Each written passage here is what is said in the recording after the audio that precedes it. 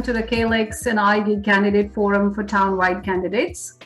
On behalf of both our teams, Housie and I appreciate you making time on this beautiful Saturday morning to engage in this important civic activity.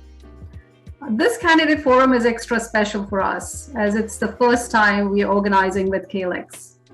We were delighted to grab this opportunity to collaborate, and it's been an absolute pleasure working with the CALEX team. One of the things that made it easy was the fact that both organizations value civic engagement and are focused on facilitating it in a non-partisan way. I'm so glad that we joined hands this time. Housie, go ahead. Thank you, Winita. I agree with you. CALEX volunteers are delighted to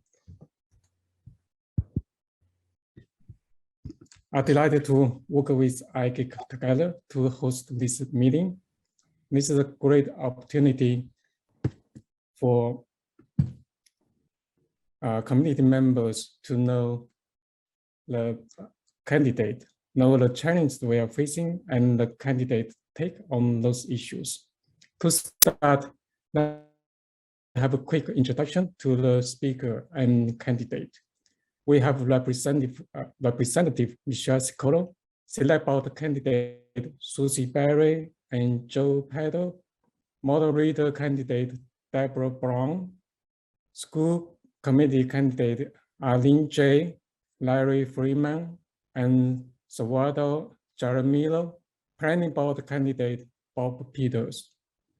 For today's agenda, we'll start with a brief note by Representative Michelle Sicolo.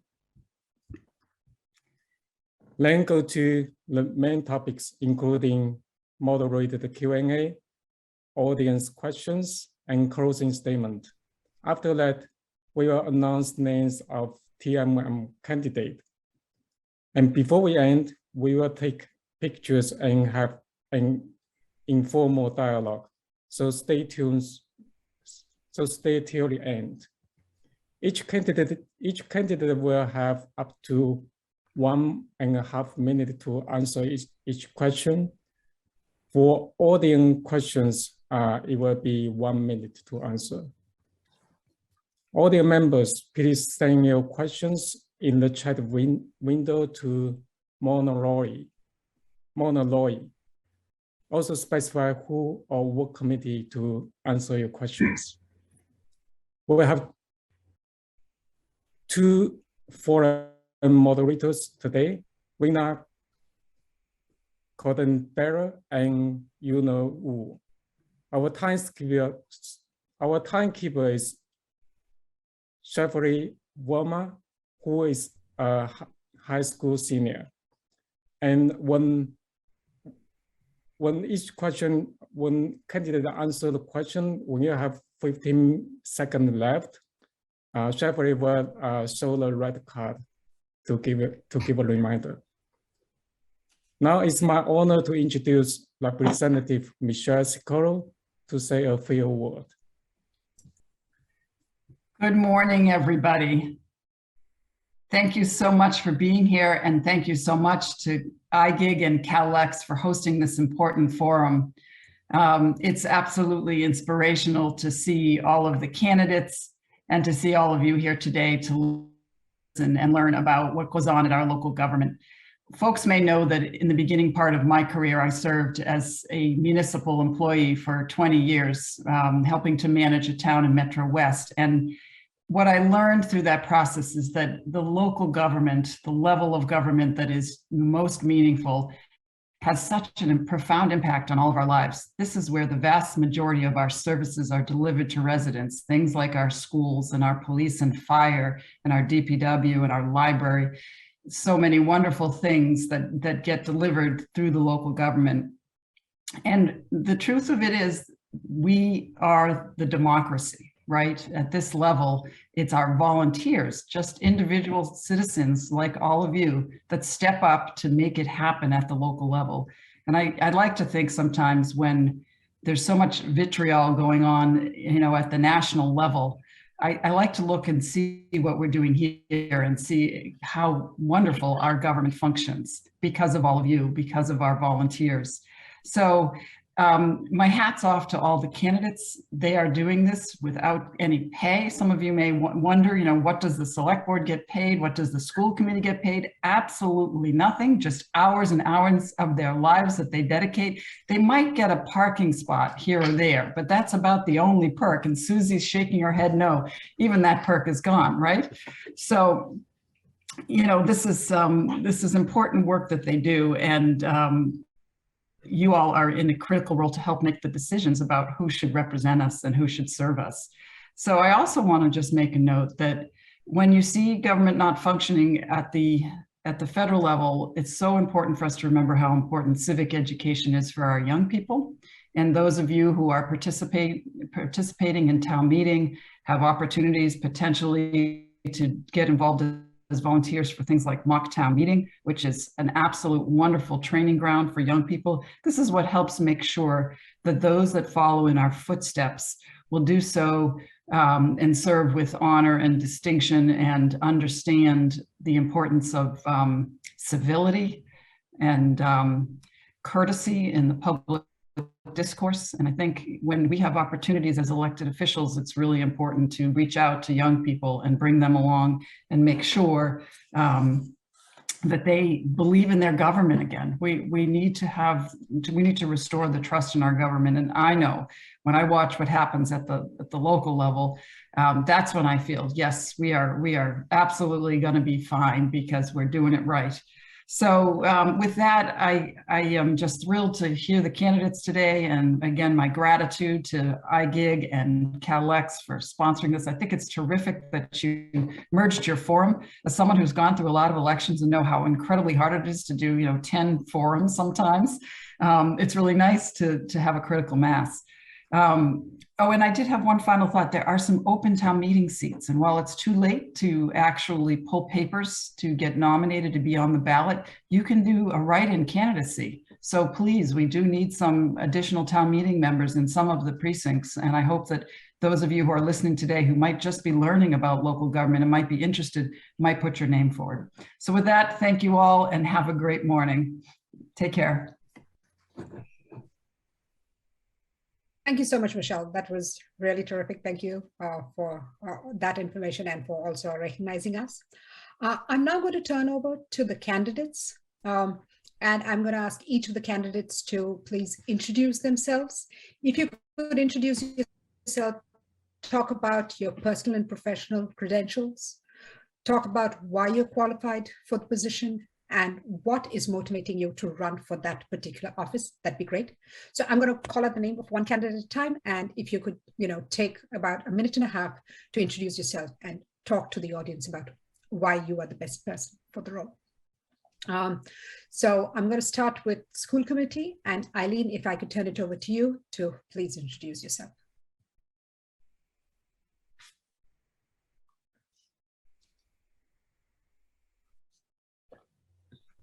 We make sure all the candidates are unmuted. Yeah, I had to wait until I was able to be unmuted, so thank you. So my name is Eileen J, and I'm running for re-election to the school committee. I have 6 years of experience on the school committee, having served 2 years as chair and 2 years as vice chair. I bring the experience, leadership, stability, and proven capability needed to guide our schools as we face the challenges ahead. I've lived in Lexington for 27 years, raised 2 children who went to K-12 and LPS, and have been actively involved in our schools for 24 years. Professionally, I'm an educator with a doctorate in education from Harvard who has worked as an educational researcher and is passionate about education.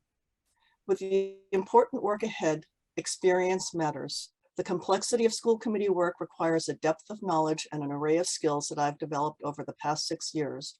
My extensive knowledge of our school system is vital for making the decisions that put students first, but also requires a thorough understanding of many other factors that impact student learning, such as retaining teachers and staff, providing adequate building space, and budgetary concerns. We have exciting work ahead, such as developing a K-12 diversity, equity, inclusion curriculum that includes the histories of all groups and creates a culture of belonging. We also face challenges such as planning for a new renovated high school and maintaining in-person learning safely as the pandemic evolves. As a school committee member, I keep the emotional and mental health of students as a top priority in all decisions. Since 2008, I've actively worked on reducing student stress and championed work on mental health in our schools in town. I truly understand how difficult pandemic learning has been for students and families, and I'm saddened by its impacts on our students' social lives and mental health. We must find ways to support our students to sustain their social, emotional, and mental well-being. I'm excited to continue my work on the school committee, and I ask your vote on Monday, March 7th. Thank you so much, Eileen. Thanks a lot. If I could now turn to Larry, school committee, please.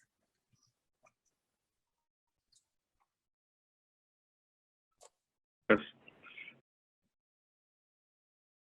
Thank you to CALEX and to IGIG for hosting this morning's candidate forum. My name is Larry Freeman, and I am running for school committee because I believe education is one of the greatest equalizers in this country. I have been extensively involved in our schools and our town, which will allow me to hit the ground running as a new school committee member. I have 2 children in our school system. I am a member of the Harrington and Clark School Site Councils. I'm a board member of the Clark PTO. I am also a member of the LPS Diversity, Equity, Inclusion Input Team, and a member of the Lexington Human Rights Committee, and a proud town meeting member and vice chair of Precinct 1, as well as co-chair of the School Health Advisory Council. These roles in school and town have given me many opportunities to really listen to the concerns and perspectives from parents and students. As a professional project manager in the fields of finance and technology, my expertise is looking at short and long-term goals and the resource management needed to reach those goals. I have a listen and learn mentality, a collaborative approach, and the passion to stand up and use my voice to ask difficult questions. Perspectives and experience matter as a school committee member. Again, my name is Larry Freeman. I ask you to cast a vote for me for school committee on March 7th. Thank you. Thank you, Larry. Thanks so much. If I could now turn it over to Salvador for school committee, please.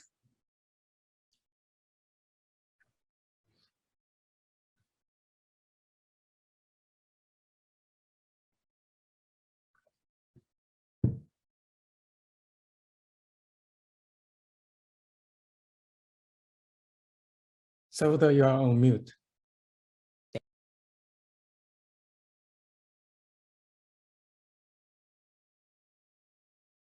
There we go. Can you hear me now? Yes. Yeah, you're on set. Thank you. Thank you. Well, good morning, everyone. I want to thank CALEX and IGIG for hosting this forum. I'm honored to be here. My name is Salvador Harami. I'm a town meeting member from Precinct 5. I serve as a clerk on the TMA Executive Action Committee. I'm a LHS 2020 graduate and current student at Harvard University, where I study molecular and cellular biology as a pre-medical student. I'm running for the Lexington School Committee because I believe we can benefit from a fresh perspective. Our students are currently facing many challenges given the COVID-19 pandemic. And as a recent graduate and product of Lexington Public Schools, I feel that I'm in a unique position to speak on the experience and issues that they currently face. We must do everything we can to provide the tools and resources necessary to keep our students in the classroom. This means being preemptive and proactive in our approach to COVID-19, the curriculum, and the budget. I researched the effects of COVID-19 on immunocompromised individuals at Massachusetts General Hospital. Unfortunately, the virus is here to stay, and we need a plan to adapt and overcome this reality. Lexington is a community that leads by example, and as a school committee member, I want to do my part in maintaining that reputation.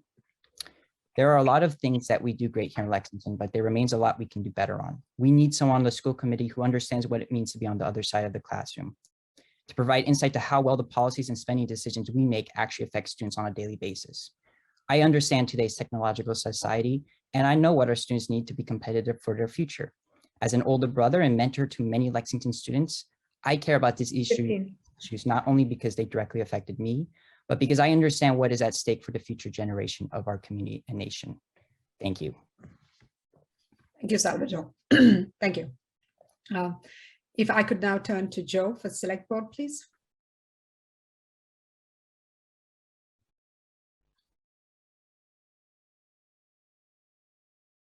Morning. Hello. I am Joe Pato, and I'm running for election to the Select Board. Thank you to IGIG and CALEX for hosting this forum, and to those of you attending live or viewing the recording.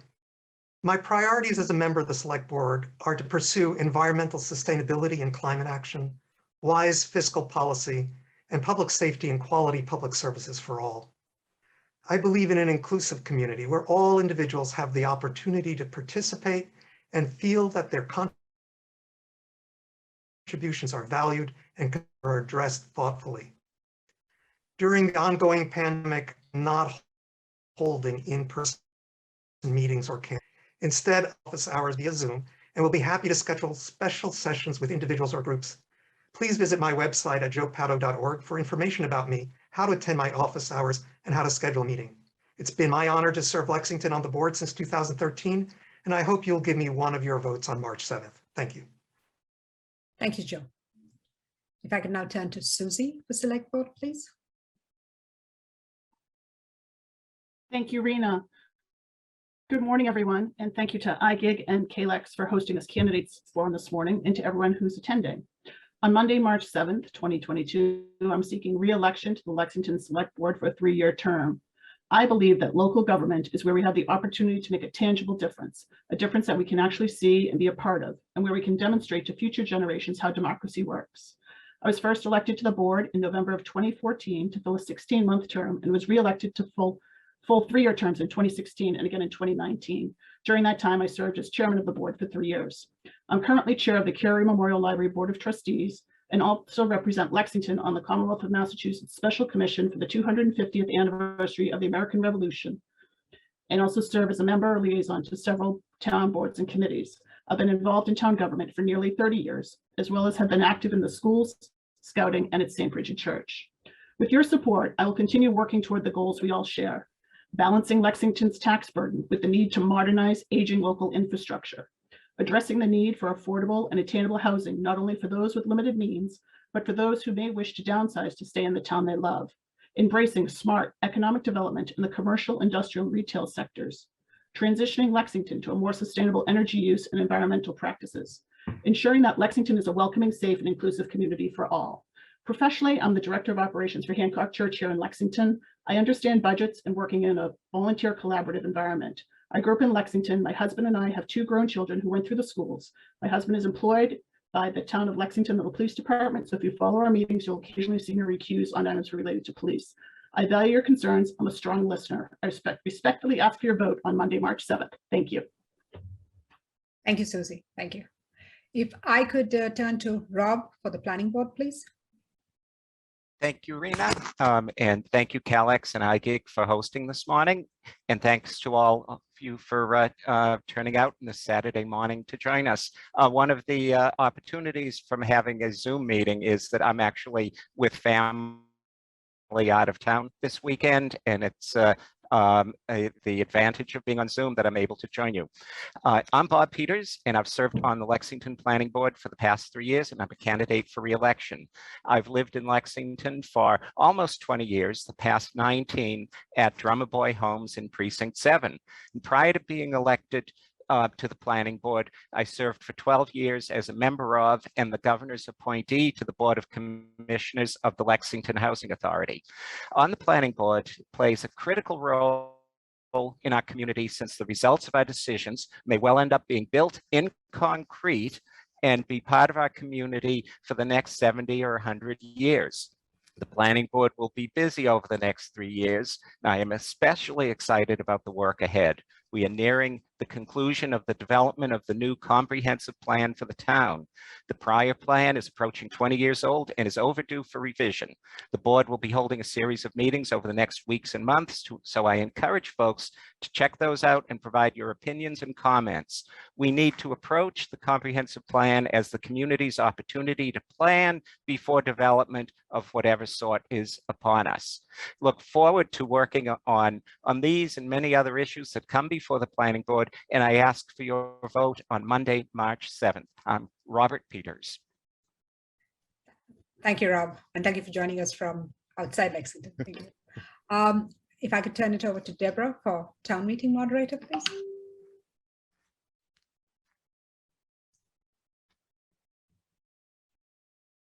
Thank you.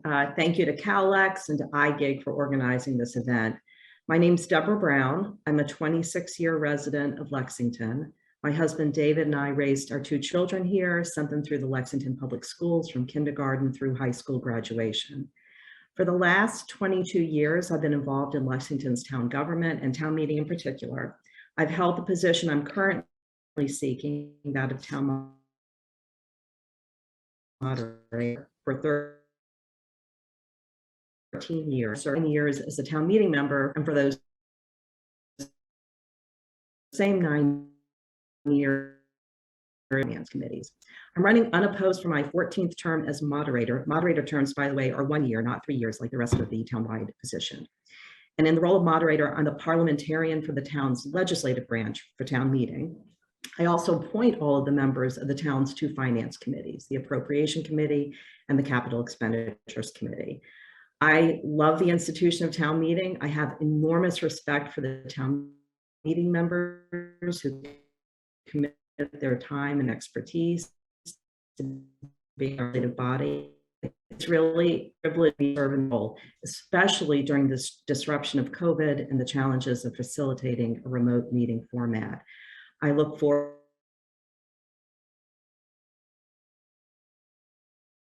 to this conversation today, and I ask for your questions that have been sent to participants beforehand. And I'll turn it over to you for the first question, please. Thank you so much. Thank you so much, everyone. Thank you so much, all the candidates. Introduction and also letting us know your running motivation and the statement. Our first question is for school committee candidates, Elaine, Larry, and Salvador. The question is from your perspective, what's your definition of an excellent education?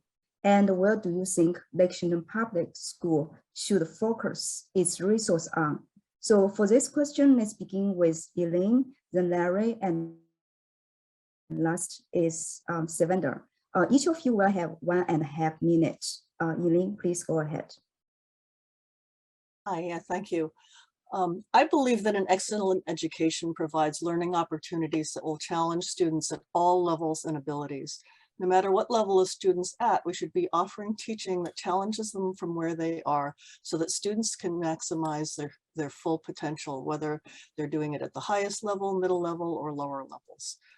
There are people who say that we should eliminate some of the high-level courses like AP and Honors or Top Performing Arts Group because they believe that it drives stress. But I don't agree with that. I think students learn their best and are most engaged if they're working at the edge of their ability, where they're constantly striving to do better. And I think that's true at every level. To me, an excellent education also means teaching for the future. The purpose of education is to cultivate the knowledge and skills for our students to be successful adults. That means teaching them how to think critically, to be able to apply what they know to new problems, determine when information or data is reliable, and to collaborate with others. These are skills that they'll need in the workplace and in their lives. We also want them to be caring adults and good citizens. School is a place to learn about compassion and caring, how to get along with others, and understand and embrace differences in ability, culture, and background. Education lays the foundation for our children to become compassionate adults, engaged citizens, and global citizens of our world. Oh, thank you so much, Elaine. Larry, your turn.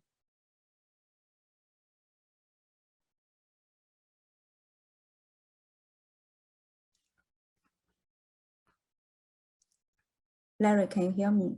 Could you please unmute yourself? Okay, can you hear me now? Yes, thank you. Sorry, thank you. An excellent education is providing students with challenging academic courses of study that instill critical thinking and a systematic approach to problem solving. Academic courses that would allow them to be competitive in college and beyond. An excellent education will ensure every student reaches their full potential. Additionally, an excellent education will include mental health support and stress management tools to students. As co-chair of the School Health Advisory Council, we directly address this issue by listening to students and creating programs and support to meet their needs. When students are mentally healthy, they are better learners and will be productive members of society and informed citizens. An excellent education is inclusive. A single perspective or single source would not prepare our graduates for a global society. Our students should see themselves and others reflected in the curriculum so their identities are affirmed and celebrated.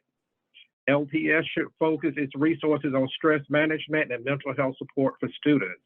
This has been an ongoing issue, but due to the pandemic, this is now an acute problem that can no longer be ignored. We must continue to develop innovative solutions to allow students to learn in a healthy mind and body environment. I'm proud to be playing a leading role in working to ensure we provide mental health support, stress management tools, and social development skills to our students. Thank you. Thank you. Our last candidate, Salvador, could you please unmute yourself? Yes, yes. Well, the way I would answer that question is that our schools have to be first innovative and adapt to the times. I think that is something that's very important. There's a reason why Lexington is a leader in education, and it's important that we maintain that reputation moving forward. A good education prepares students not only for their careers, but it also prepares them to be citizens within our own community and society. In a technologically advanced society, we need to make sure students have the necessary math or science background they need to be successful and competitive in their future. And I think that we have done a lot to try to work on that at the high school. I think one of the greatest examples I have is that right now at Lexington High School, we're expanding the curriculum, we're expanding electives. And I think one thing I was very excited for when I was looking through the curriculum books was that the school is improving its computer classes, right? It's computer science classes. And I think that, you know, incorporating languages like Python and R and different science-based technologies is very important for the future of students. And so when we look at mental health, when we look at emotional health, when we look at all the things that a student faces and deals with, both at home and at school, it's important that we always take a look at how we can improve and how we can adapt to the times. And I think that this is something that we have to re-examine, right, as a community, as a school. And it's something that we always have to keep working on because it never stops. Lexington competes with some very good school districts, right? We're surrounded by other towns and cities that really care about education just as much as we do. And it's important that when we spend money, when we make policy decisions, and when we make decisions as a community, that we keep that in mind and we work on it. So as a school committee member, I hope to work on that as a person who experienced the Lexington perspective. And I believe that I'm the best person to fill that role. Thank you. Thank you so much. Thank you all of our school committee candidates. Rina will facilitate the second question. Thank you. The next question is for the select board. So the question is, during the fall special town meeting, Article 10 to ban on gas-powered leaf blowers caused quite a stir, and the town will have a referendum, which is a town-wide vote in the upcoming election, which we haven't had in a long time. What is your view on the referendum to overturn Article 10, ban on gas leaf blowers? So I'll first turn to Joe and then Susie.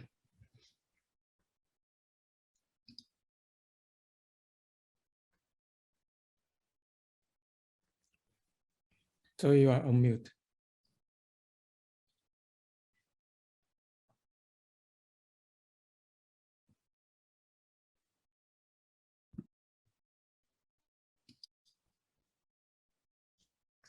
Joe, you're still muted.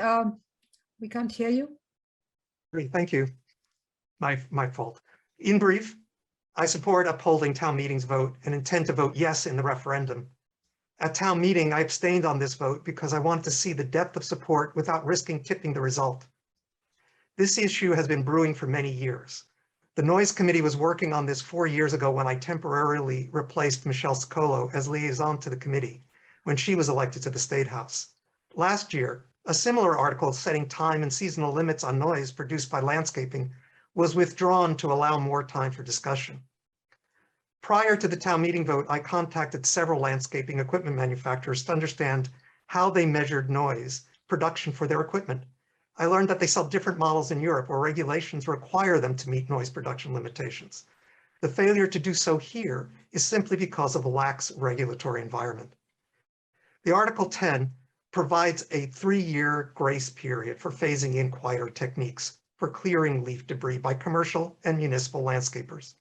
It allows a 4th year for individuals clearing their own lawns. Article 10 does not ban general landscaping equipment, only gas leaf blowers at the end of the grace period. These devices are extraordinarily noisy and produce unhealthy fumes, particulate matter, and noise levels. I support this transition. Thank you, Joe. Susie, I'll turn it over to you to answer the question, please. Thank you. Chapter 215 of the Acts of 1929 established representative town meeting in Lexington, and Section 8 within Chapter 215 outlined the process by which a referendum vote can be called following a vote of the town meeting. For the most part, votes at town meeting are usually non-controversial. However, there are times when residents may feel a vote taken by a town meeting may not be in line with the community at large, and they'd like to have the entire community weigh in and have their voices heard on an issue. And the referendum process outlined in Section 8 of Chapter 215 allows for that to happen. And while we have not had a referendum vote in the last 20 years, there have been several spread over the last 93 years, and you can find a listing of those on the town website. As far as the referendum question that will be put before the voters on Monday, March 7th, I do believe in doing what we can as soon as we can and understand the immediacy in acting on climate change. However, the bylaw that was ultimately passed by town meeting in November was significantly flawed in my opinion. The select board went into town meeting with an understanding we would be supporting the reduction in hours and seasonal restrictions, and more work would be done on a phase out that would be brought to a future town meeting. Town meeting chose to go another direction that night and offered a substitute motion.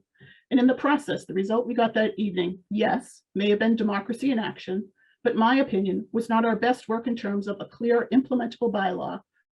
Rewriting articles on the floor of town meeting rarely brings good results. I was in favor of the original motion. I was also in favor of indefinite postponement, but ultimately I did not vote in favor of Article 10 at the special town meeting. I encourage you to read what is in the approved bylaw carefully. As I read it, we are no longer calling upon our town departments to phase out the use of gas-powered equipment, a place where we could really truly lead. Yes, they have been piloting some programs and do consider electric options in purchasing, but putting a specified phase out into a bylaw would send a much more powerful message. I encourage you to read the section about residential use. The ban is for a resident on their own property. So does that mean a resident could go clear another resident's property and that would be okay and still retain their gas leaf blower? And finally, the enforcement section is still a mystery to me as to which town department will be charged with enforcement and what additional tools they may need in order to enforce the bylaw. Some will say what was approved was fine and we can simply update it at a future town meeting to correct the language, which is a true statement. However, I feel on a topic as important as this, we needed to get it right from the very beginning, not only in the wording of the bylaw, but also ensuring that we have heard the voices of the entire community. So on Monday, March 7th, the community will have a chance to weigh in. I welcome that, and that is truly democracy in action. Thank you.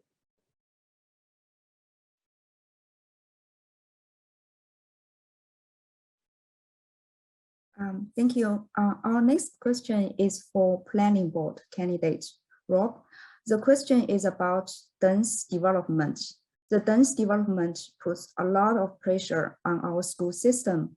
Do you think that the planning board should consider this when making decisions? And another question is, would 55 plus communities be a solution to increase the housing supply while not putting too much pressure on the school system?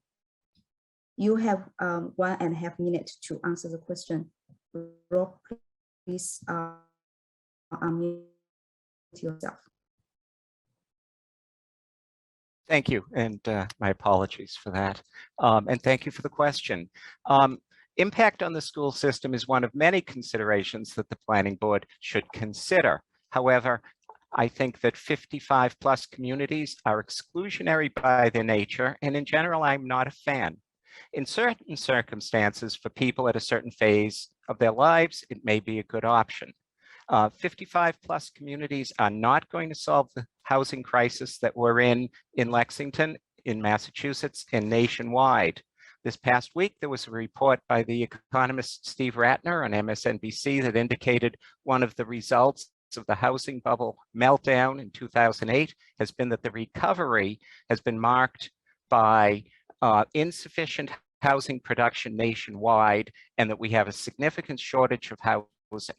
This is not just a Lexington problem, but we are living this problem. One factor to keep in mind also is that a large contributor to our housing values is the quality of our school system. It is part of the reason that people want to live here in Lexington. Lexington provides a high quality educational experience for its young people, and that is a great thing. But as our life situations change, at some point, either for ourselves or our heirs, we will want to look for an exit strategy, and our property values will play an important role in those decisions. A strong and desirable school system is a key component of those property values.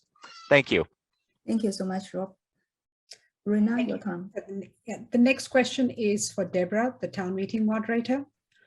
The question is, what are your thoughts on having a hybrid annual town meeting or special town meeting?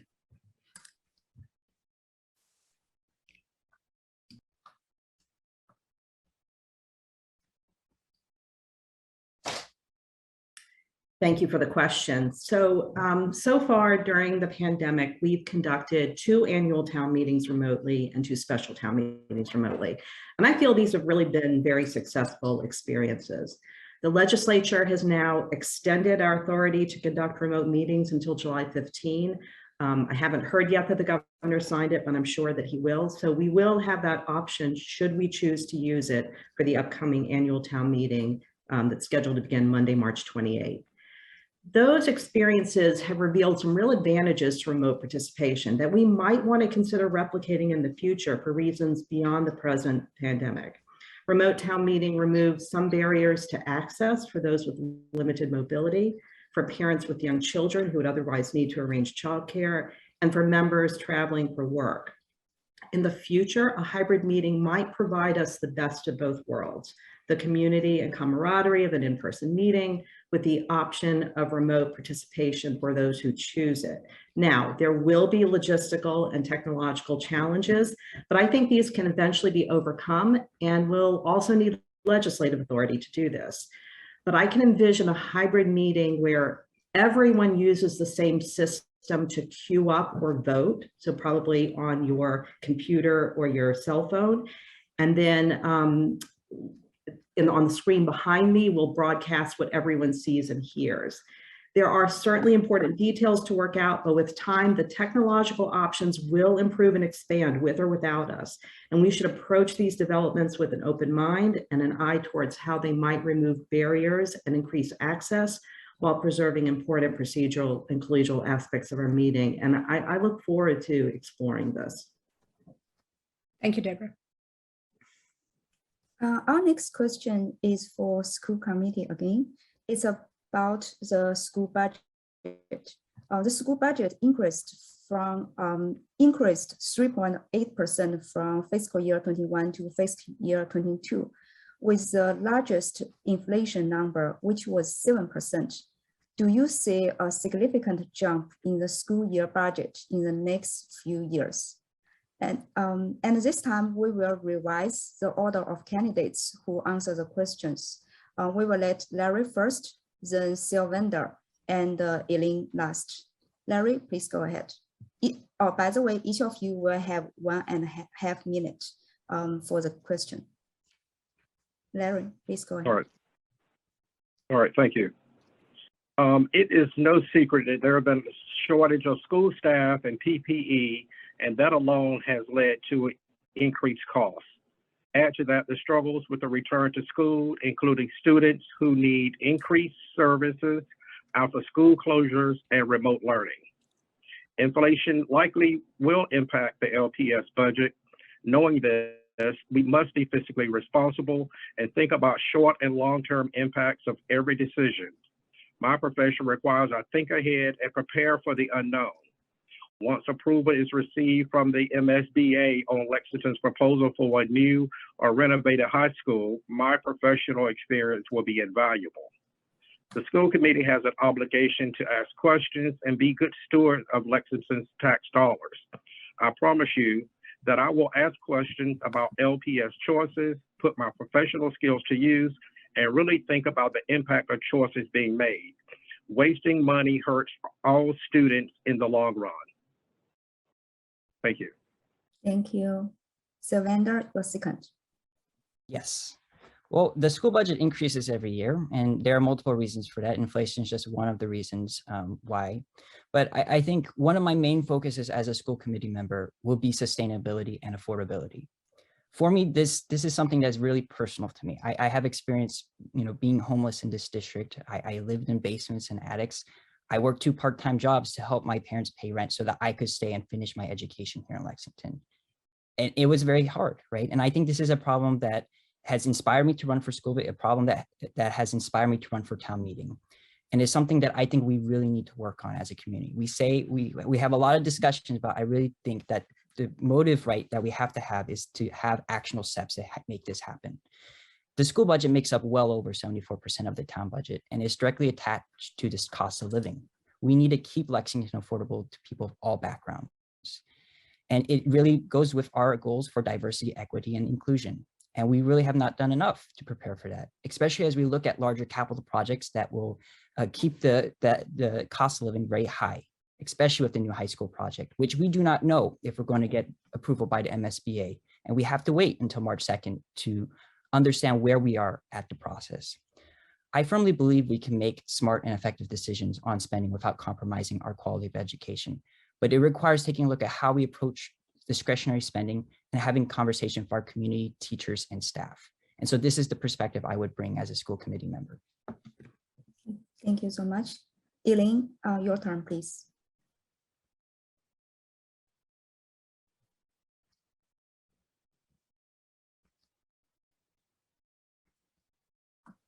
Hi, Elaine, could you please unmute yourself? Yes, are you able to hear me now? Thank you. Yes, Okay, we can. sorry about that. No, I don't think there will actually be a significant jump in the school budget in the next few years. That's because the percentage increase in the budget is not tied to inflation. It's tied to the financial picture of the town in any given year.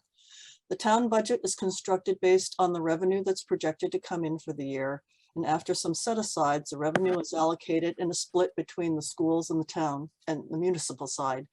The amount of the increase above the previous year's budget is determined by how much money is available in that year's budget.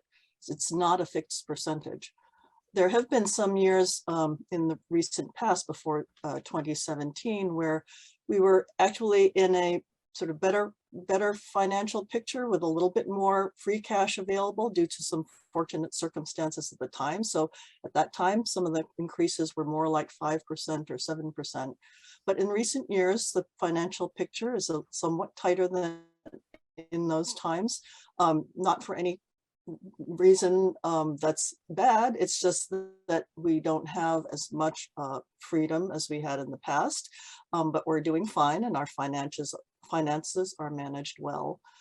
The municipal government and school department work together on our town finances. We are the stewards of the financial health of our town, and we work on doing it responsibly. And we do need to operate within our means and operate within the revenue that the town actually has. So I expect that the coming years will be somewhat similar to what we have now, and I think it's unlikely to see significant changes in the yearly increase in the coming year, but I think we are doing well, and we will continue managing that in the years going forward. Thank you. It's good news, Elaine. Rena, your turn. Thank you. The next question is for the select board. The question is, will you support measures that will allow for more multi-unit housing? What specific measures do you think Lexington can take? And Susie, if you could start first, please. Thank you. So yes, we absolutely need to increase our multi-unit housing in Lexington.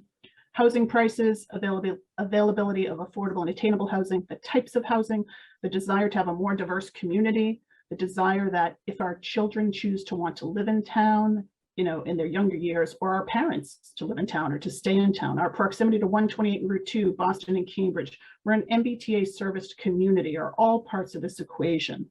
However, what is it going to take? This is the $10 million question. There is a larger conversation that needs to happen. It's long overdue. We have been talking this talk for a long time. We have not yet walked the walk. And along those lines, good work has been happening with our comprehensive plan and on several of our boards and committees, including the recently formed Affordable Housing Trust Study, the Housing Partnership Board, and to have a large conversation about housing. We need to get all the stakeholders in the room, and we need to identify what our concerns are. What are we afraid of? We typically hear, you know, if we build more housing, it's going to bring children to our schools. We need to sit down, identify what all the issues are, and find a true path forward. Thank you. Thank you. And Joe, if I could turn it to you, please. Thank you. Yes, I support developing zoning changes to allow more and denser multi-unit housing. Of course, I'll have to see specific measures brought to town meeting before pledging any support for that measure, but I'm fully in favor of the general direction. Over the past year, Lexington has begun to explore how we could respond to the legislation passed last year that requires MBTA communities to provide denser housing near transit stations and bus corridors. We are looking at how this might help revitalize areas like East Lexington or the center and other mixed-use areas along our transit lines. One of the key issues that the Comprehensive Plan Advisory Committee has heard from residents all over town is the lack of diverse housing. Residents are looking for housing that allows seniors to downsize and remain in Lexington. Others are looking for a variety of housing that allows their young adult children to live in town, or where more municipal workers can live. I'm glad to see that Susie has heard the same thing, even though she hasn't been a member of the advisory committee. And it's something that we need to address. Change is always challenging. Finding the right balance will take effort and creativity. Nonetheless, change is needed in the region and in Lexington. I support creating more housing options in Lexington. Thank you, Joe. You, over to you. This question is for our town meeting moderate candidate, Deborah. Deborah, you have been moderator for years and you have just finished your 14th term. You have done such wonderful job at each town meeting in the past. So our question is, what specific qualifications, trainings, or experience does one need to become a moderate in town meeting in Lexington? Deborah, please unmute. Thank you. So I will simply speak from my own experience. I found three things enormously helpful. The first was the example of my predecessor, Marge Batten, who held the office for 22 years with absolute mastery. It was just, you know, watching the master at work. That was incredibly helpful. And she also was very generous with her time when she decided not to run again and knew that I was running. She took me under her wing and tutored me. So that number one, incredibly helpful. Second was my own nearly a decade experience as an elected town meeting member. It's really critical to know what it's like to sit on the other side of the podium. And then finally, the wise counsel of fellow moderators throughout the state. We have a state association, the Massachusetts Moderators Association, of which I'm a member and a board member, and I'm a past president. And they've provided a lot of education for me and for other moderators throughout the state. And also just really thoughtful, generous feedback from Lexington's town meeting members. So beyond that, patience and a sense of humor and real respect for the members in the institution are things that have helped me through the really difficult moments. So thank you for the question. Oh, thank you so much, Deborah. Rena, your turn, please. The next question is for Rob for the planning board. The question is, the town has been trying to discourage the construction of very large houses. However, large houses are popping up everywhere. What is your view on this? Thank you, Rena. And I guess first thing is, as part of the question, I think many of us in town have been discouraged by the construction of very large houses, but I'm really not aware of any attempts by the town as an entity to discourage that type of construction. Property owners have rights and can and do build what the zoning allows. And as we know zoning is controlled by town meeting with recommendations from the planning board. But last year, the Colonial Times ran a piece about the issue, and they quoted many local real estate agents who said that homeowners, especially in a hot real estate market, would achieve higher sales prices if they put their properties on the market rather than selling to a developer.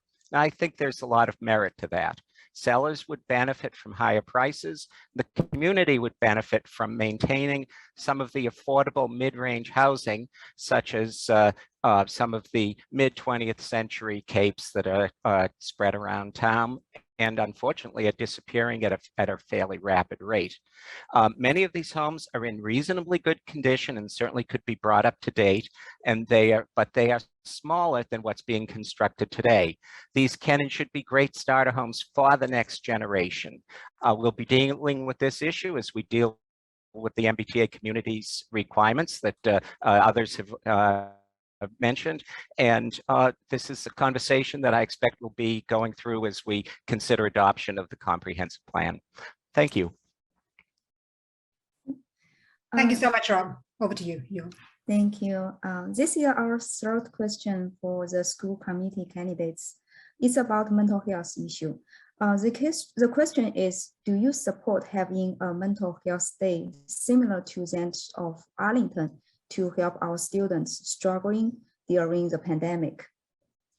This time, we will also revise the order of candidates who answer the question. Now we have the Salvador first, Eileen second, and Larry last. 1.5 minutes for each one. Salvador, please go ahead. Thank you. Well, of course, I would always support a mental health day. I think acknowledging the stress and pressures our students carry with them as Lexington students is very important. Actually, every day should be a mental health day, right? And I think that as a Lexington student myself, one of the things that I was introduced to in one of my first years at the high school was a student suicide, right? I think people have to understand that even before the pandemic, students face a lot of pressure and a lot of stresses. And it's something that we've worked on over the years, right? But now that we've added the pandemic, there are a lot more issues now that are on the backs of our students today. And I think that it's something that I have a perspective on. I lived it, right? I really believe that seeing it is very different than experiencing it yourself. And I'm here to say that at the high school, there is drug use, there is cheating going on in our schools, and it's been getting worse as a result of the pandemic, right? And I think that this is a perspective that's not talked a lot about, right? And I think as a student who's a first generation student and a Korean American, it's something that I relate to and that I can really understand. And what is important is that we are meeting the needs of all of our students and making sure that we're giving them everything they need to be successful. And I think tackling mental health issues is not easy, but I firmly believe that it will take multiple perspectives. And it's important that we have someone on the school committee who understands the Lexington experience, right? Currently, we don't have a single member of the school committee member who attended the Lexington Public Schools. And I feel that we need that voice and experience on the committee. Thank you. Thank you. Eileen, your turn. Yes, thank you. Student mental health is something I've cared about for a very long time. For 14 years, I've worked on student stress and was the lead author of a report to reduce student stress and advocated for addressing mental health in schools in town. A number of years ago, I actually collaborated with IAL and others to organize efforts around Asian student mental health. I think something like Arlington's Wellness Day is a good idea. I think it would be an opportunity for students and staff to stop and acknowledge the stress, anxiety, and depression and mental health impacts of the pandemic. I think it's very important for students to know that they're not alone in these feelings. And I think a day like that could make students aware of services like social workers and counselors who are available to help. But I think it takes more than one day to address these mental health impacts. I think some of the things that we could be doing as a school system is to find better ways to identify students who need help. We could possibly train teachers to recognize signs of stress or anxiety and help the students get the services they need. We could bring in experts who know about the particular ways that the pandemic affects student mental health to do presentations for educators and parents. Hopefully, we can find ways to bring back more chances for students to socialize with their friends in person, because I think bringing back those personal interactions, I think, is something that will help students feel less isolated and bring back more happiness and joy in their school lives and their lives in general. Thank you so much. Larry, your turn, please.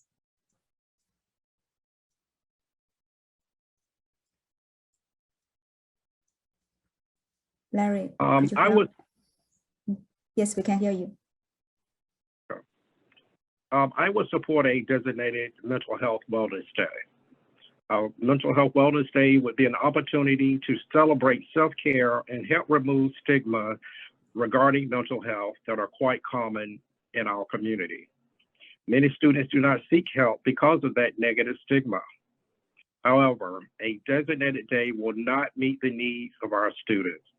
I support adding mental health professionals and support staff dedicated to supporting specific mental health needs that our student body has. We should be prepared to adjust our approaches as mental health needs of our students change. We have to meet the needs of students, meet students where they are, and provide impactful support. As a school committee member, I will support any proposal that are appropriate in meeting mental health needs, that include benchmarks, and that are flexible to ensure our objectives are achieved. Thank you so much. Thanks again for all our school committee candidates. Rena, I will hand to you. Thanks. So the next question is for the select board, and Joe, if you could answer first, and then Susie, we'll switch orders like you had mentioned earlier. The question is, since the MSBA process for the new LHS, is delayed, should the town invest in a planning effort of its own? Why or why not? Joe, if you could answer first, please.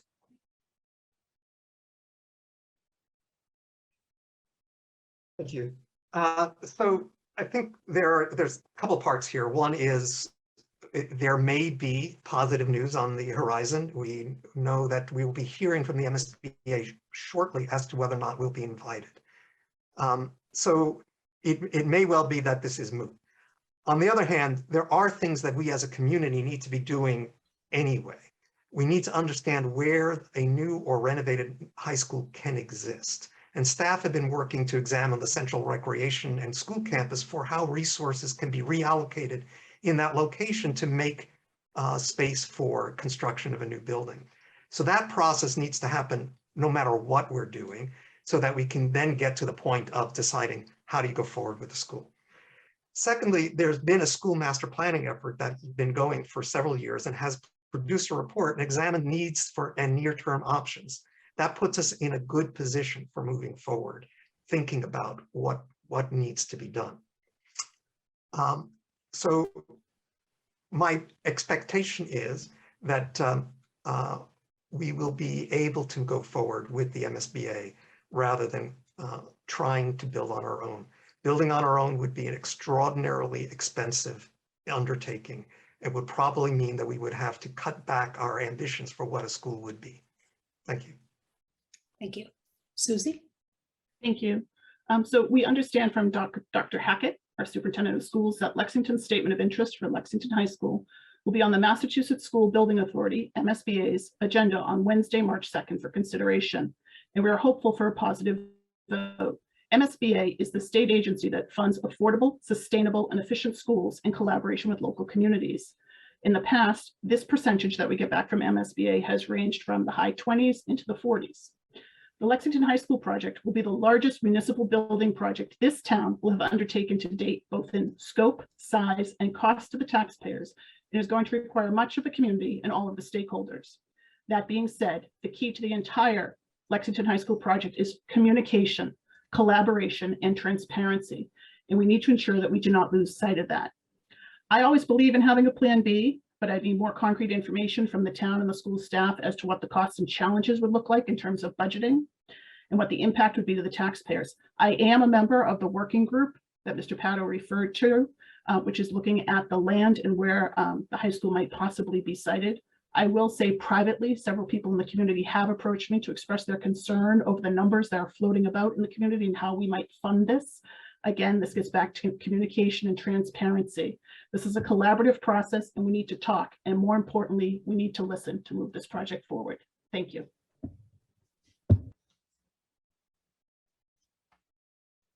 The next question is for school committee. It's about Lexington Public School curriculum reform. While we all appreciate our school system effort and the curriculum reform, what have you personally done in your past work to advocate for this activity? And what can and should be the school committee be doing to support this effort? For answer this question, the order will be Larry first, Salvador second, and Eileen last. 1.5 minutes for each one. Larry, please go ahead.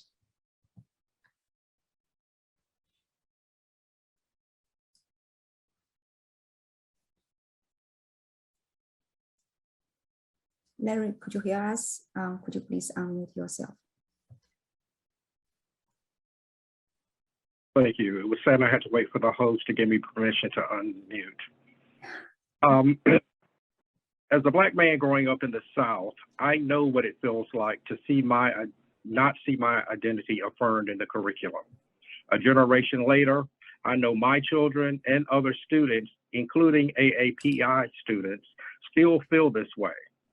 That's why I was proud to be an organizer of this year's MLK Community Conversation on Race, which addressed the need for an inclusive curriculum because all students deserve windows and mirrors to see themselves as well as others.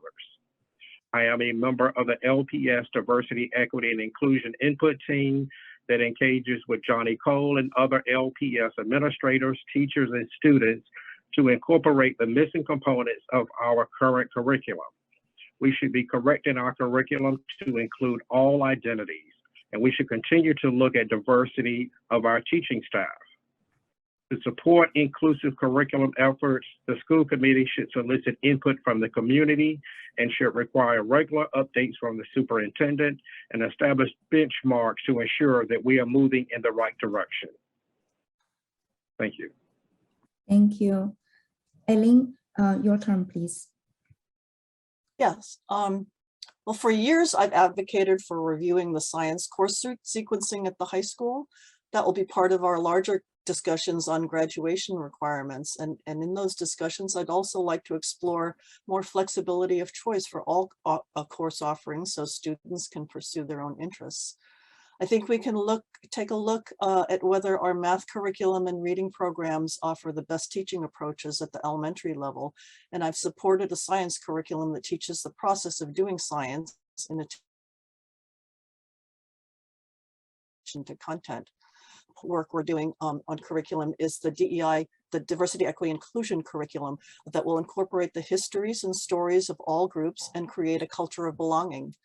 That means students will learn about the histories and contributions of Asian Americans, African Americans, Native Americans, and as well as other groups representing religious, gender, disability, and neurodiverse identities. It's important for our students to see themselves reflected in the curriculum, and it's important for these histories and stories to be integrated as part of our regular curriculum for all students.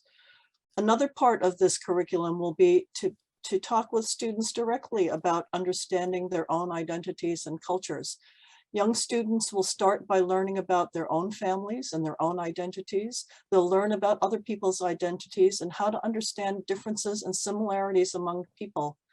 In later grades, they'll talk about accepting all people and recognizing inequalities and injustices and how to stand up for one another. All of this is really to create a true culture of belonging. That's one of our core values in our school district, and this is a way in working directly with our students and introducing this curriculum of having a school system and a community where we truly all belong. Thank you so much. Reina, please go ahead. Oh, well, I wasn't able to answer the question. Oh, sorry. Savannah, please go ahead. Yes, well, this is something that I passionately advocated for. I was a former class president. I worked with the student body senate to talk to Dr. Stevens, talk to Dr. Hackett, as well as many teachers and deans and counselors at the school on how looking at ways we can improve the curriculum, right? And also as to how it relates to mental health and inclusion. As I said before, I think we need to re-examine what is working and what's not working for our students, especially when it comes to things like the graduation requirements. For instance, I do not understand why I had to take so many physical education classes as an athlete, right? And I believe exposing our students to multiple subjects and fields is very important. However, I think it's also important to let our students have the freedom to pursue their passions and interests. If you want someone experienced with the Lexington curriculum, I'm the person with the most experience. I've lived it, right? I've taken the AP classes, I've taken the honors classes.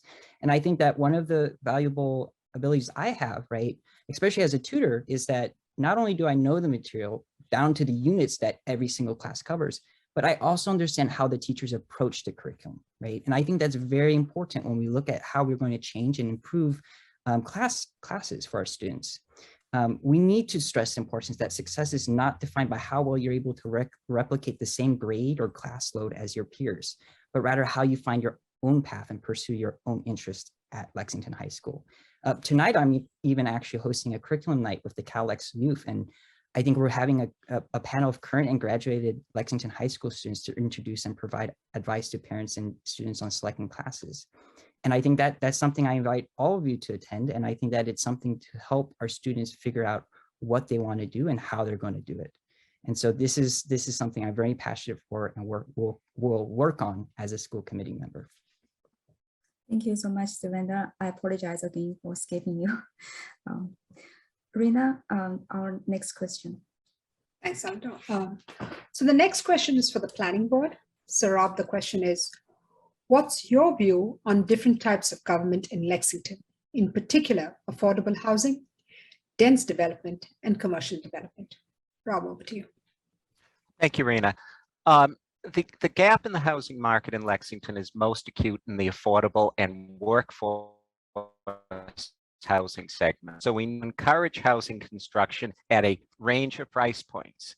And in order for this type of development to be attractive to a developer, we need to accept some greater density and/or consider other incentives for building in this market segment. But this is necessary for Lexington to be the diverse and inclusive community that we desire it to be. The town also faces several significant capital projects over the next several years, including a new police station and a high school project. We need to encourage commercial redevelopment in the commercial zones so that the cost of a new police station and high school would not be overly burdensome on residential property owners. We talk a lot about Hartwell in Lexington Center, but there are also opportunities in our neighborhood commercial zones, perhaps, where there are a number of mid-20th century single-story strip malls that could be redeveloped, perhaps with a higher value of real estate, with a mixed-use component that could be a positive contributor to our neighborhoods. And thank you. Thank you, Rob. Over to you. Now let's move to our additional questions. All those questions will allow you 1 minute to answer the question. The first question. I'm sorry. I think we have 2 more questions. If I could go through that, please, Yuval, before we get to the additional questions. So if you could, if I could just ask 1 more question and then. Yeah, please go ahead. So this is for the select board, and Susie, if you could start with you and then turn it over to Joe. The town has had a lot of conversation on diversity, equity, and inclusion, DEI, and the DEI director has been hired. What impactful changes can we expect in the short term and the long term? Susie, you first. Thank you, Rena. So yes, the town hired a DEI director who came on board about 7 to 8 months ago, and she has been working hand in hand with all of our senior managers and department heads. She played a key role in our police chief search and the ultimate hiring of a permanent police chief. She has been reviewing job descriptions for jobs across the board in terms from DPW laborer jobs all the way up through department head positions. She has done regular reporting to the select board as to what her goals are. She's in the process of developing some policies and manuals that she'll be sharing with the staff. She's also been a part of there's so much on her plate that it's really hard to keep prioritized. And she's also been reaching out to different boards and committees and facilitating some of the work with the Human Rights Committee, among others. Okay. Thank you, Susie. Jill?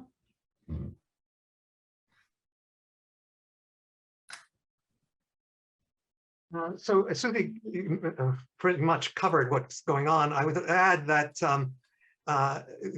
she has also, our new equity officer, has revitalized or reinstituted a citizen committee to look at issues of diversity and equity.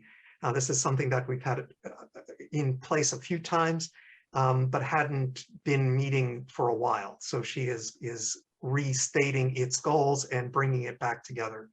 I think we've had a lot of success in the past with getting community engagement and having elected members of the board be in close contact with different cultural and ethnic groups in town. And she is taking that same idea and bringing it forward to other activities.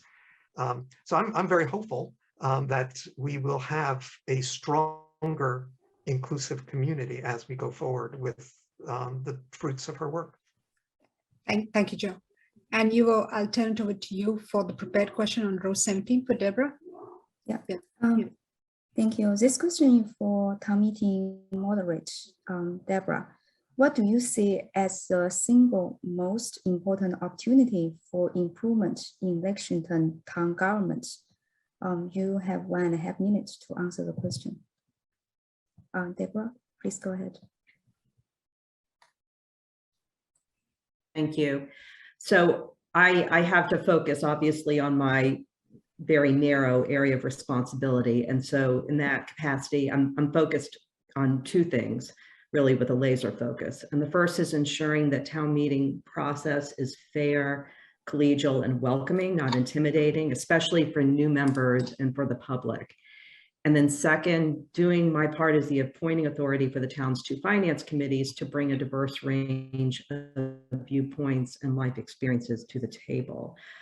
In addition to those two, the pandemic has really gotten me thinking a lot about the future of our meeting, specifically what formats, what procedures, what technological tools we might use to support better decision-making, expand access and engagement, and generally enhance the town meeting experience. So I'd say those are now the 3 things that I'm most focused on.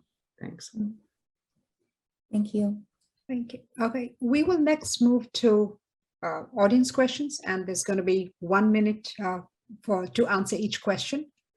The first question is for the school committee. And we'll go, if Eileen could answer first, and then Larry, and then Salvador will go in that order. The question is, we've had a lot of turnover in elementary school administration in the past few years, and school committee engagement has dropped off due to limits to parent volunteer involvement in this pandemic. What role do you see for the school committee in helping rebuild school communities in the elementary school level? Eileen, if I could turn it over to you, please.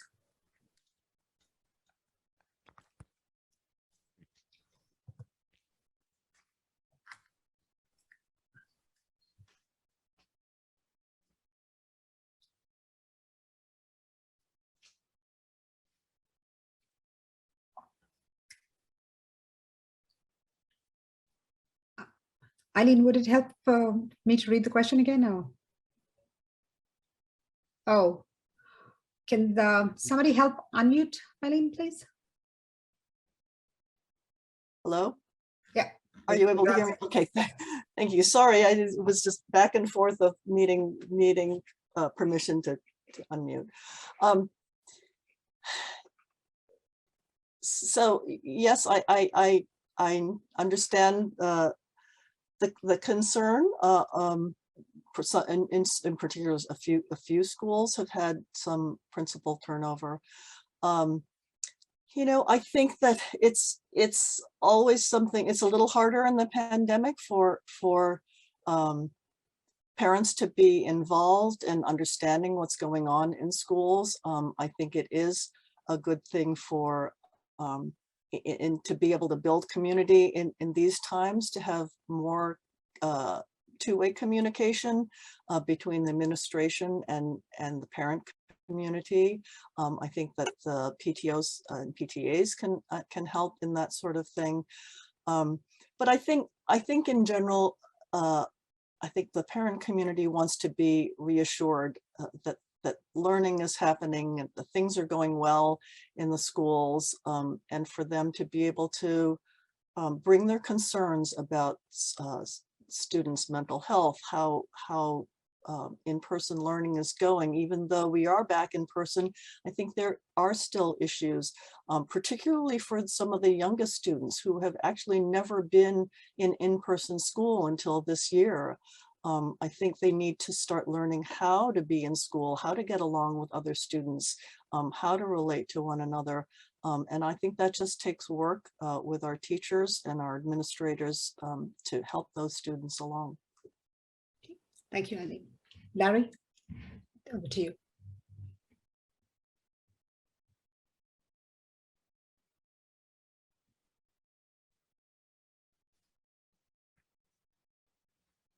Thank you. Can you hear me okay? Yeah, you're all set. All right, perfect.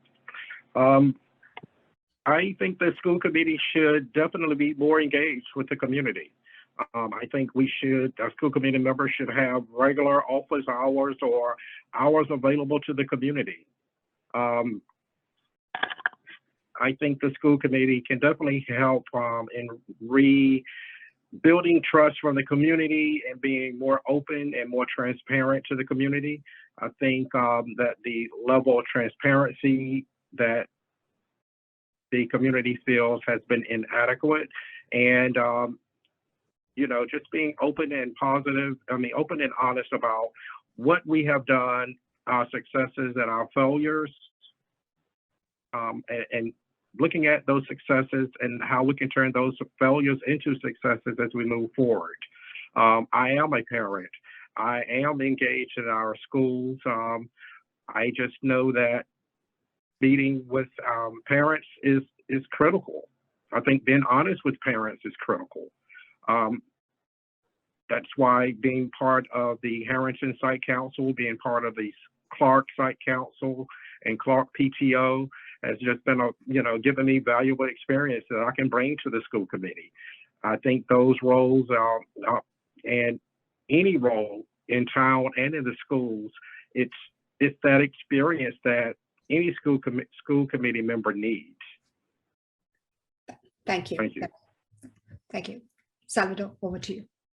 Yes, well, in many ways, this is why I'm motivated to do it, right? I think people ask me, why did I enter this race, right? And I believe that having contested elections is better for our democracy and also makes better school committee members, right? And I think it's important to have honest discussions to answer the tough questions, right? And I think that I'm very encouraged by the fact that more people are paying attention, right? And I think that this is something that we have to do across the board in the district with transparency and accountability.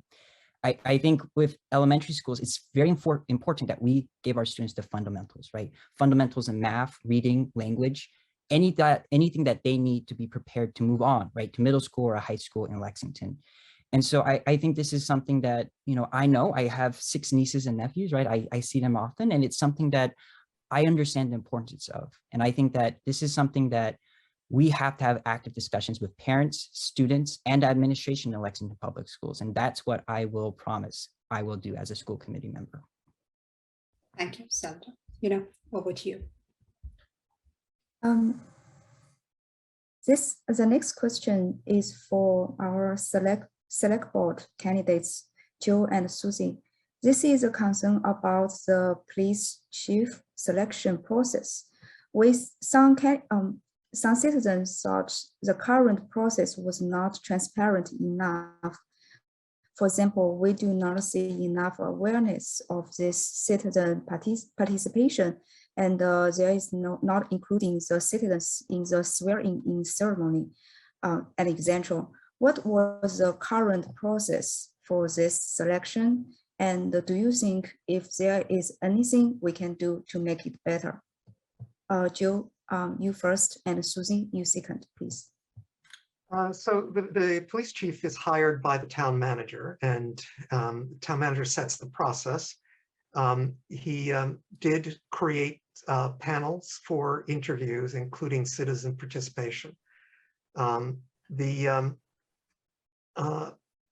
With regard to the swearing-in ceremony, that was a very small ceremony held indoors. I did not attend either because it was, I avoid going indoors in places where we're going to have a number of people. But I hear the question that's coming from the community about how do we get better communication about how things go forward, how we reach out. And I think that's something that is a continually improvement process, and providing feedback to the manager indicating that members of the community felt that they weren't adequately consulted for this will help improve the process moving forward. Thank you so much, Joe. Susie, please go ahead.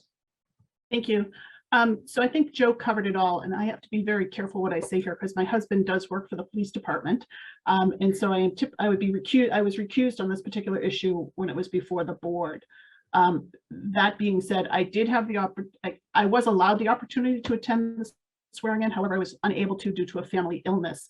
And I did feel sad that that was not able to take place in a much larger venue outside to include members of not only members of the community, but more members of the chief's family. And while I mean both his biological family, I mean his public safety family. Public safety truly, different chiefs, they need to be able to collaborate and see each other. Over the years of his career, 20+ careers, he's made a lot of good contacts and friends, and those people were not able to attend as well. So unfortunately, I can't give you any more of my opinion here, and I will leave it to Joe to transfer these comments back to the town manager. So thank you. Oh, thank you so much. Rita, wait for our next question.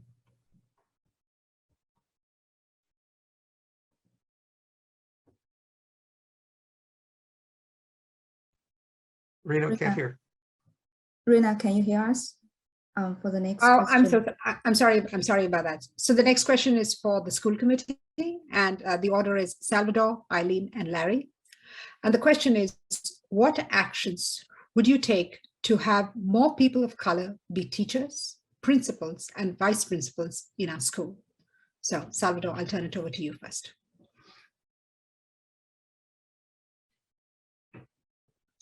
You're on mute, Salvador. You need to unmute yourself.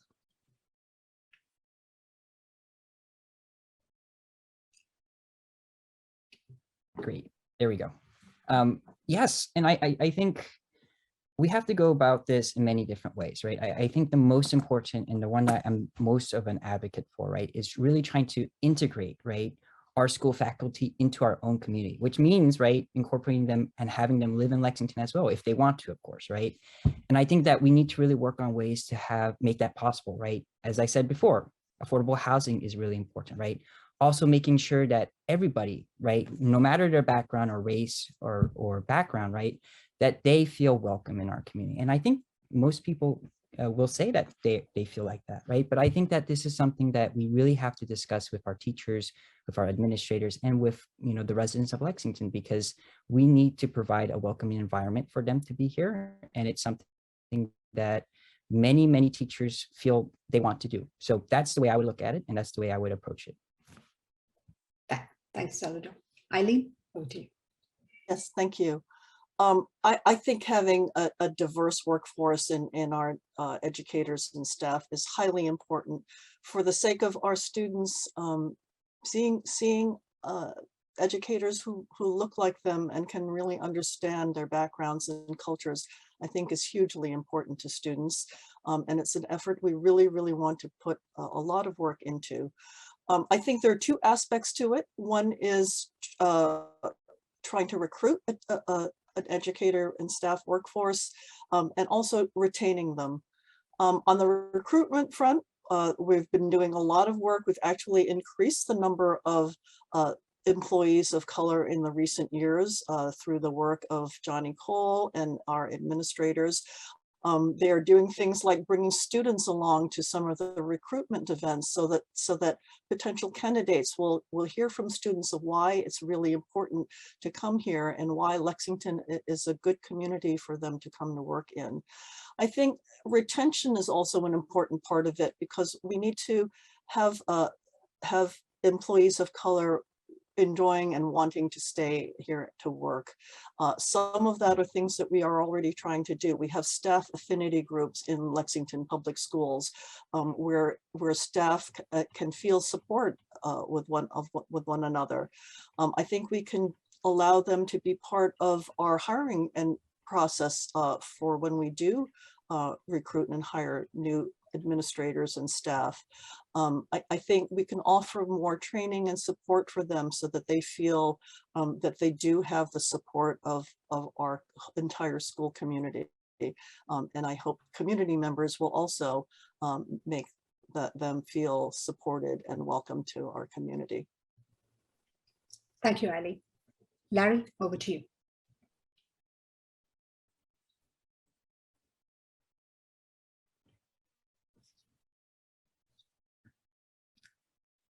I think Larry needs some help unmuting. If that could be done, please.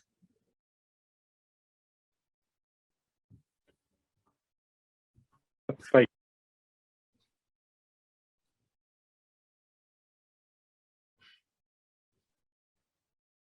Larry, you're unmuted, so you should be able to we should be able to hear you. All right, great, thank you. I definitely think that, you know, recruitment and retention, when we talk about recruitment, we definitely have to do more focused on where we're recruiting. That's just essential. And then we have to look at, you know, when we interview teachers of color, I think we definitely need to look at why they did not move forward with hiring and understand those roadblocks. And then, you know, when we interview teachers, we need to look, you know, internally at what do those teachers see in our schools when they come for an interview. I know being a person of color myself, if I go to the interview and I don't see anyone that looks like me, that could be a negative factor on whether I accept an offer or not. I think we definitely need to look at why teachers of color do not accept positions here in Lexington. We need to look at our interview process as well as our job descriptions that may be preventing teachers of color from exploring here in Lexington. Thank you. Thank you, Larry. Yuna, over to you. Thank you. The next question is for our planning board candidate, Rob. The question is, what are your thoughts on how to make our town center more interesting? Our neighborhood town like Concord, Waltham, Arlington are all doing some, the town center are more inviting. Have you thought about establish some work-only zone in the center or any other sorts to make our town center be more interesting? Bob, could you please unmute yourself?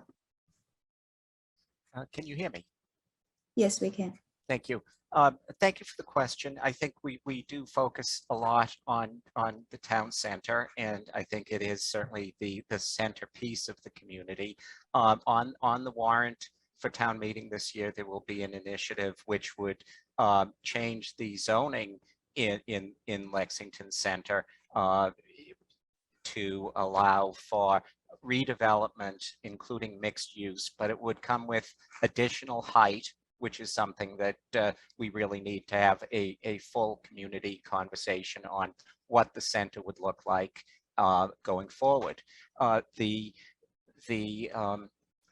The Battle Green Inn, I don't think is missed by many folks, and the redevelopment that was done there about now almost 15 years ago has become a valuable part of the community in Lexington Center with the condominiums and the retail on ground floor. So mixed use with a component of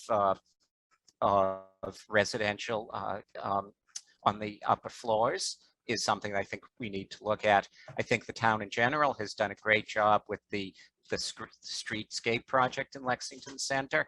I think that traffic calming and making it a more walkable neighborhood will be very valuable going forward. And I think once we emerge from the pandemic, which we've lived with for 2 years now, the center is going to be a valuable asset going forward. And I look forward to the future in Lexington Center.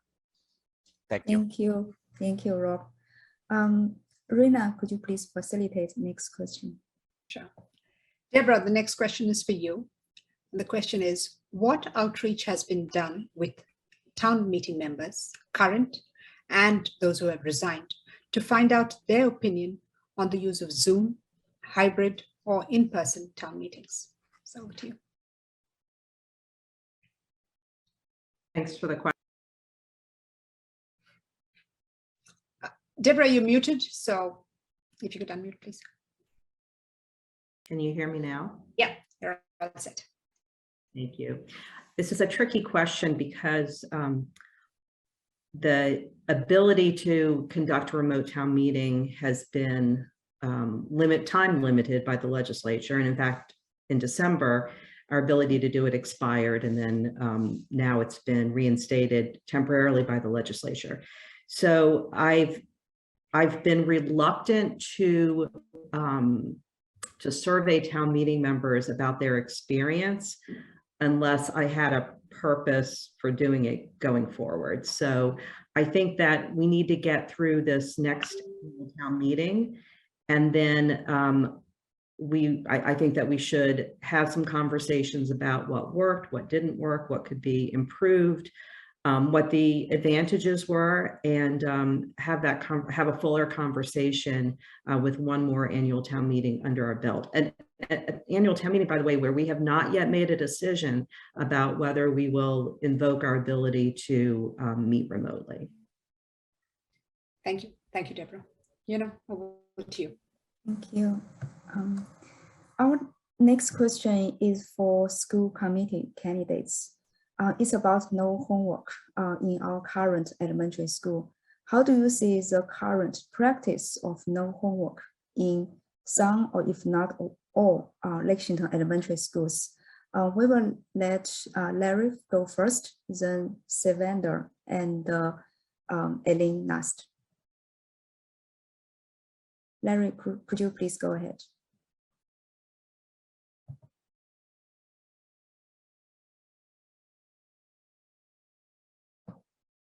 Someone may need to unmute Larry. Okay, he just gave me the rights. All right, thank you. Well, as a parent, I have 2 children, both in middle school now, but previously in elementary school. And I believe we should have homework. I don't agree if, with the no homework policy. I think it really sets students up for a lot of stress, both mentally and time management issues once they get to the high school when homework does start. So I do think, there should be some flexibility regarding homework, but I do believe students should be assigned homework. Thank you. Thank you so much. Yes, I can go next.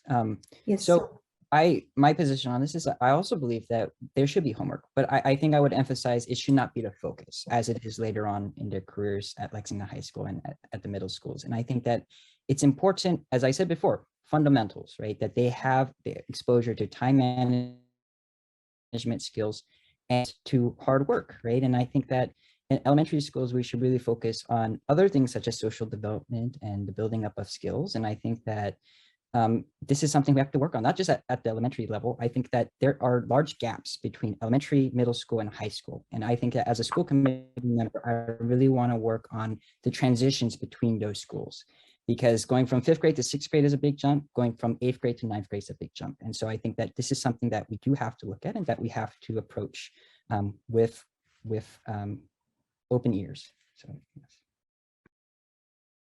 Thank you.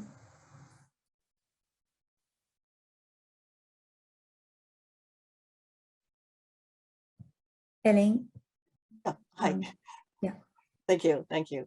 You know, at the time that the school committee worked on looking at the homework policy and trying to revise it, we knew that there were differing opinions on this, and particularly the elementary portion of it. There were some people who advocated for no homework, partly because there's research that showed that it was not, it didn't contribute to student learning at the elementary level. I have to say, I'm not totally convinced on that. I do think that homework is a valuable thing, even for younger students. We don't want to overburden them with homework. But I think as we made that decision, I was actually the only school committee member who advocated for having a better transition rather than having absolutely no homework in elementary school. I really would have liked seeing a ramp up of it so that students would have some experience of not only the routine of doing homework, but knowing how to use that skill going into middle school. I felt like it was too an abrupt transition to go immediately from no homework at all into homework at the middle school level. So I was the only one. So in the end, it was voted to have the no homework policy in elementary school. I really would have preferred letting teachers have some flexibility in being able to introduce homework at an appropriate level for the grade level students that they're teaching. I really would have liked seeing some of that be more left in the judgment of the teachers themselves. Thank you so much. Thank you so much again for all our candidates. You have gone through all those difficult, challenge, tough questions. Let's have one fun question at the end. The question is, can you share one of your most memorable moments living in Lexington? So this question for all our candidates. Each of you will have 1.5 minutes. So let's begin with our moderator, Deborah. Okay, so this is an easy one, and it was a perk that I did not realize would come my way once I became moderator. So yes, I don't get any sort of salary, but guess what? During non-COVID times, I can receive tickets for the reviewing station at Patriots Day for the reenactment. And that was one of the most thrilling experiences of my time in Lexington. I was able to bring my family, and we were able to be up close and personal for that amazing reenactment. So that perk alone has made the whole gig worthwhile. Looking forward to a time when I can do that again. Thank you so much, Deborah. Now let's invite our planning board candidate, Rob. Yeah, could you repeat the question, please? The question is, give me a second. The question is, can you share one of your most memorable moments living Lexington? Living in Lexington? Yeah, one of the most memorable moments living Lexington. So I've been thrilled to have been in Lexington for the past 20 years. I think it is a wonderful community. I have enjoyed it. I have enjoyed being involved and getting involved in town. And one of the things about Lexington that really is terrific is that it is very easy to get involved in the community, in town government, and in town affairs, so that it has been a a true pleasure to live here and to be a part of the community. There are wonderful people in Lexington that I've met along the way, and I am thrilled for that experience. And in addition, as the parent of 2 Lexington High School alum, I think that they got the start that they needed through the work done in building an excellent school system, and that the educations that they got in Lexington have been first rate. So thank you. Thank you so much. Then our select board, Joe and Susan. Joe, could you please go first? So as a candidate, you might not think of me as an introvert, but I am. And so my comfort zone really is sort of small gatherings, and being Zoom is great. But as a member of select board, one of the things that I've done is attend lots of cultural activities, and those have truly been a growth experience, and one which I found extraordinary. And I'll pick out one of them, though in truth, all of them have been part of the very memorable event. I attended Holi before the pandemic, and you know, I knew of the festival, etc. But being in the midst of everyone throwing colors and seeing the joy was really a transformative experience for me, and I appreciate the opportunity and the obligation in some ways of getting involved and coming out of my shell to do that. Thank you. Susie? So it's hard to pick one, but in my role as a select board member, I would say it is seeing the joy, the shock, the appreciation on the faces of our paid staff when something that they've been working on for so long that we have come together as a community to support actually passes town meeting or actually passes a debt exclusion vote. I recall standing in the lobby of the Aloft Hotel next to the then fire chief as we were getting the results from that debt exclusion, which, you know, was Hastings, LCP, and the fire station. And just the look on his face when he realized after so many years of such hard work across the board in a collaborative manner that that was going to happen. And then over the years, actually see that building come to be. I think I'm frozen.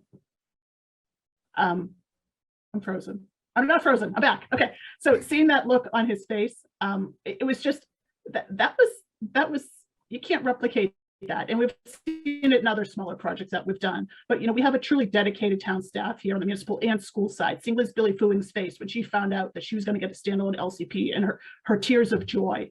You know, that's part of my why. It's not my whole why, but it's part of my why. So thank you. Thank you for sharing. Our school committee, Eileen, could you please go first, then Larry, and the last Savannah. Yes, I mean, I think as Rob said, I think one of the most amazing things is to be able to meet and work closely with all the amazing volunteers in this town. We are so fortunate. We have a lot of expertise that we get for free because people really care about contributing to the town. And it's just been a privilege to me to work with everyone. I've also really enjoyed the opportunity to be in my role as on the school committee to be a bridge between the cultural groups in town and our town government and our town leaders. I think it's really wonderful. We have a lot of cultural groups who really want to contribute to our town.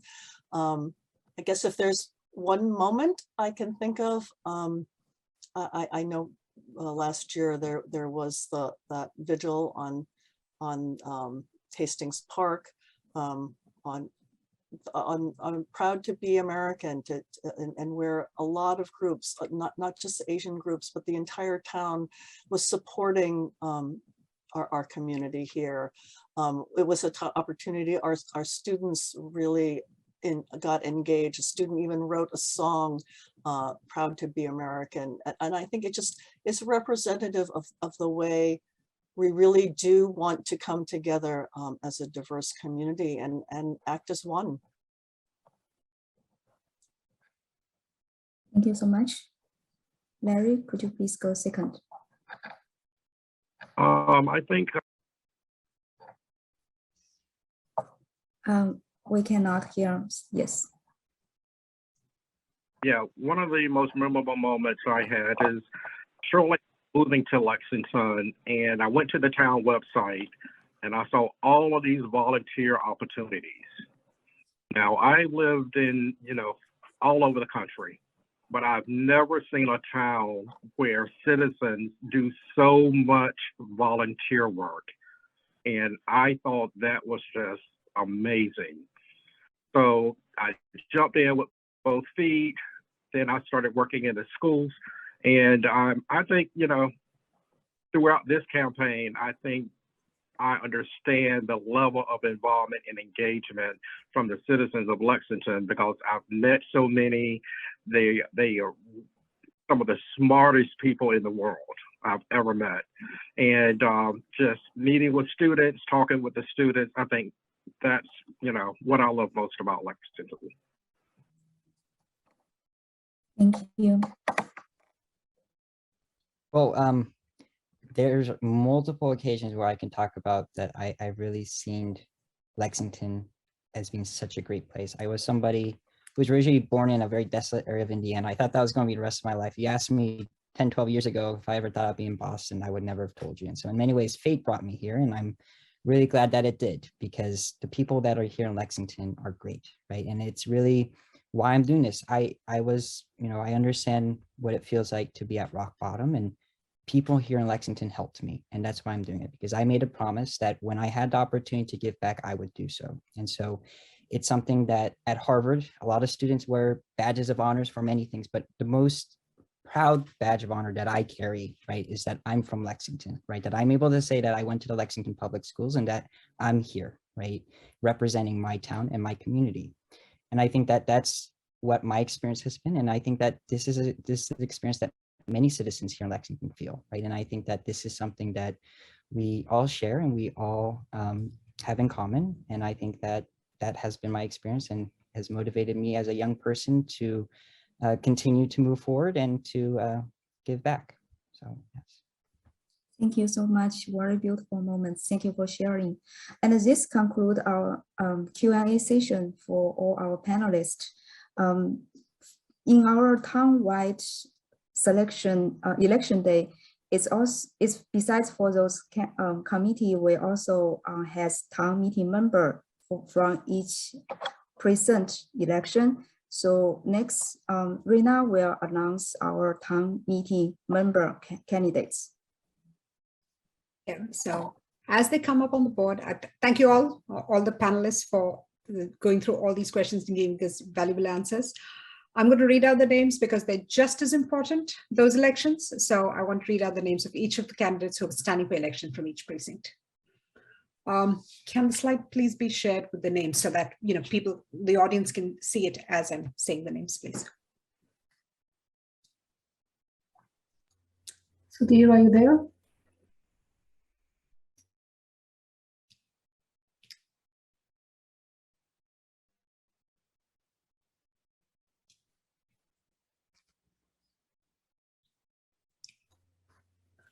We go to precinct 1, Sudhir.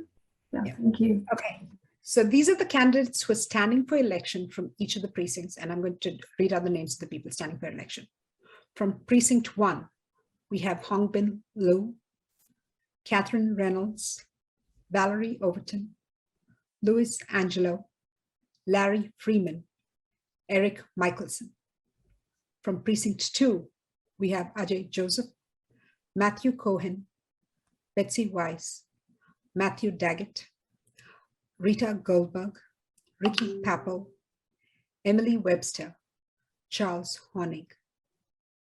From precinct 3, we have Franklin Smith, Glenn Parker, Jean Krieger, Delana Bastine, Courtney Apgar, Christopher Buenrostoro, Sally Bleiberg, and Thomas Diaz. From precinct 4, we have Sandra Shaw, Gerald Paul, Lawrence Chan, Niall Barnett, Wendy Mans, Catherine Roy, John Zhao, Marsha Traber, Melanie Thompson, Gerald Michelson, Andrew Friedlich, Marilyn Fenalosa, Irene Donnelly. From Precinct 6, we have Deborah Stroud, Don McKenna, Frederick Johnson, Andrea Freibush, Margaret Counts-Clevey, Sarah Bothwell Allen, and Erin Stroud. From Precinct 7, we have Robert Peters, Vikas Kinga, Mary Hamilton, Robert Creech, Patricia Costello, Mary Burnwell, Christian Boutwell. From Precinct 8, we have Alan Levine, Betty Gao, Margaret Enders, Victoria Buckley, Sudhir Ranjan, Margaret Copy, Victoria Blyle, Janet Perry, Thomas Fenn, Rodney Cole, Scott Bunsen, David Sheehan, Michael Schroeder, Vidita Kumar, and Mark Anderson. Those are the names. And if I did make some mistakes in the pronunciation, I apologize in advance for that. Okay, all the best to everybody standing for election. And Vinita, I'll hand it back to you. Thank you, Rena and Yuna. I want to start with apologizing with some of the technical glitches we had in the background, and we're still troubleshooting some of those. So the delay we had in getting you unmuted, and Deborah and Rob, we were not able to pin you. We're still trying to do that towards the end. I'm very sorry about that.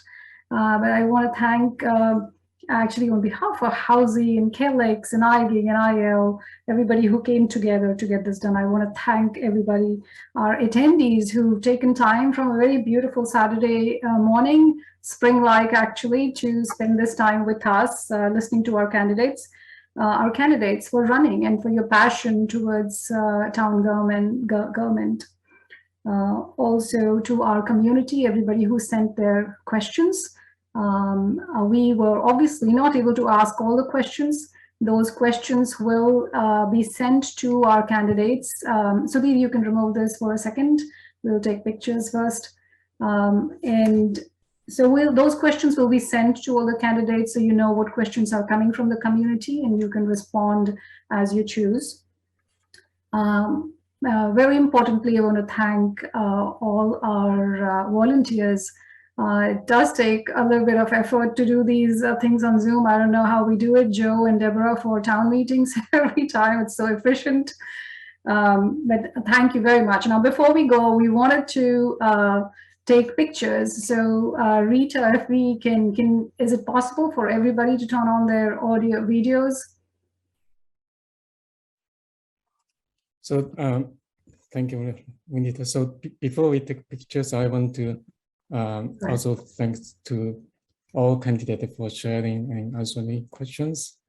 And thank you, Michelle, for your inspiring word. And thanks to moderators, Rena and Yuna, for your fabulous hosting, and all volunteers for your great work and support. So this is the first time IGIG and CALEX work together to host this candidate forum. I want to take this opportunity to thank Vinita and her team for the hard work, thinking through and taking care of a lot of details for this event. So I also want to thank CALEX team for introducing candidates to the community every year. So we hope this candidate forum will help generate more communication, interaction, and synergy between the elected officers and the community, which is an important part to make Lexington a more welcome community and a better place to live. So for all their members, please vote on Monday, March. And if you haven't registered to vote in the past, the last day to register in town election is next Tuesday, February 15th. So good luck to all candidates.